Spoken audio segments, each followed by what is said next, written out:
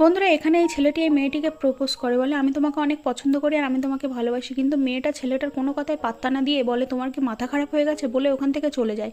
ছেলেটাও মন খারাপ করে ওখান থেকে উঠে চলে আসে। কিছুক্ষণ পরে মেয়েটা ছেলেটার পাশে এসে বলে যে দেখো, আমার এইভাবে তোমার সঙ্গে কথা বলাটা ঠিক হয়নি, আই এম সরি, আমাকে ক্ষমা করে দাও। তখন ছেলেটা বলে ঠিক আছে, কোনো ব্যাপার না। তখন মেয়েটা তার নিজের ফোনটা ওখানে ফেলে রেখে চলে যায়। তার কিছুক্ষণ পর ছেলেটা মেয়েটার ফোনে একটা কল করে, তখন দেখে ফোনটা পাশেই বেজে উঠেছে।